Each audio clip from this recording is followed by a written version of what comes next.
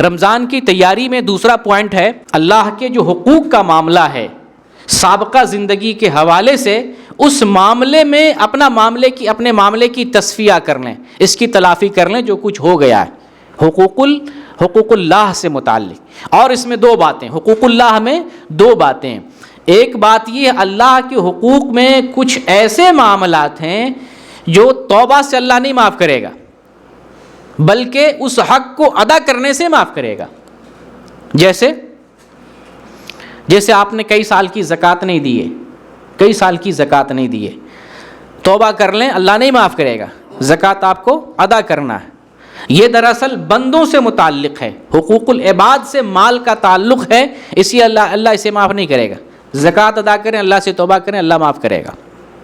اسی طرح آپ نے رمضان کے کچھ روزے چھوڑ دیے، مردوں سے بھی چھوٹتا ہے بیماری کی وجہ سے یا کسی عذر کی وجہ سے، سفر کی وجہ سے، اور عورتوں سے تو ہر سال چھوٹتا ہے، خاص طور سے جو عورتیں بلوغت کے بعد سے لے کے 40 50 60 سال کے درمیان کی عورتیں ہیں، ان تمام عورتوں سے رمضان کے مہینے میں روزہ چھوٹتا ہی ہے، الا یہ کہ حیض روکنے والی دوا کھا لے، اگر نفاس کا معاملہ ہو تو پھر اس سے بھی ہوتا ہے، حمل میں بھی روزہ چھوٹتا ہے، رضاعت میں بھی روزہ چھوٹتا ہے، مختلف حالات میں لوگوں سے روزہ چھوٹتے ہیں اور عورتوں سے چھوٹتا ہی ہے۔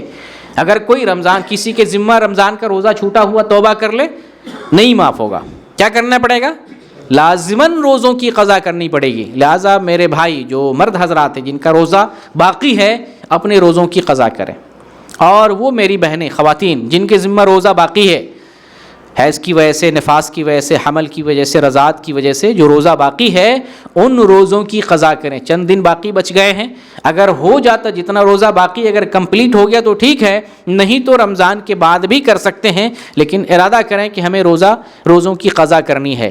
حمل کی وجہ سے بھی جو روزہ چھوٹتا ہے اور رضاعت کی وجہ سے بھی روزہ چھوٹتا ہے، اس مسئلے میں صحیح موقف یہی ہے کہ قضا کرنا پڑے گا۔ بعض علماء کہتے ہیں کہ فدیہ دینے سے ہو جائے گا، لیکن صحیح بات یہ ہے کہ فدیہ نہیں دینا ہے بلکہ روزوں کی قضا کرنی ہے، کیونکہ حمل اور رضاعت، ان کو حاملہ اور مرضعہ کو بیمار پر قیاس کیا گیا ہے، اور بیمار کا کیا حکم ہے؟ بیمار سے جب روزہ چھوٹتا ہے تو بیمار سے جب سے تندرست ہو جاتا ہے اس کو روزوں کی قضا کرنی پڑتی ہے۔ یہی معاملہ حمل والی عورت کا بھی ہے اور مرضعہ کا بھی ہے۔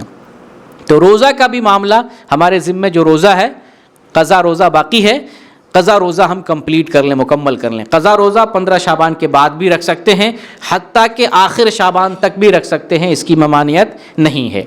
اسی طریقے سے کسی کے اوپر حج فرض ہے اور وہ اللہ سے توبہ کر لے، اللہ مجھے معاف کر دے، میں نے حج نہیں کیا، یہ معاف نہیں ہوگا، اللہ کا فریضہ ہے، اسے ادا کرنا پڑے گا۔ تو حقوق اللہ میں ایک معاملہ کیا ہے جسے ادا ہی کرنا پڑے گا، توبہ سے کام نہیں چلے گا۔ جیسے ہم نے زکوٰۃ کا معاملہ بتایا، روزہ کا معاملہ بتایا، حج کا معاملہ بتایا۔ حج بھی کسی کے اوپر فرض ہے اور ٹال مٹول کر رہا، توبہ کرے نہیں معاف ہوگا، اسے لازماً حج کرنا پڑے گا، وہ پہلی فرصت میں ارادہ کر لے اور حج پر جائے اور اپنا حج مکمل کرے۔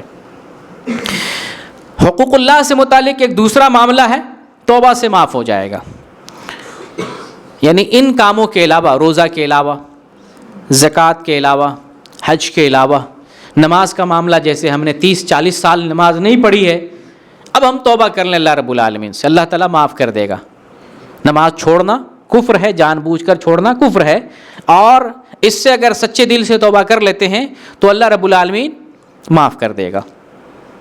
اور جو چھوٹے گناہ ہیں، گناہ کبیرہ کے علاوہ جو چھوٹے چھوٹے گناہ ہیں، وہ تو یوں ہی نیکی کا کام کرتے ہیں، وضو کرتے ہیں، نماز پڑھتے ہیں، تلاوت کرتے ہیں، ذکر کرتے ہیں، دعا کرتے ہیں، اللہ رب العالمین چھوٹے چھوٹے گناہ کو یوں ہی بغیر توبہ کے معاف کر دیتا ہے۔ تو یہ حقوق اللہ کا معاملہ ہے۔ دوسرے نمبر پر رمضان کی تیاری میں اللہ کے حقوق کا معاملہ ٹھیک ٹھاک کر لیں، تب نہ رمضان میں جب ہم تندرست ہو جائیں گے، ٹھیک ٹھاک ہو جائیں گے، اب رمضان کا بہتر سامنا کریں گے، رمضان کو اچھے سے گزاریں گے۔ پہلے سے ہمارے اوپر گناہ کا بوجھ لدا ہوا ہے، ہم نے معاملات کی صفائی نہیں کی ہے، پھر ہم کیسے رمضان کا استقبال کریں گے؟ اپنے آپ کو پاک کریں، اپنے آپ کو ٹھیک کریں، پھر رمضان کی تیاری کریں۔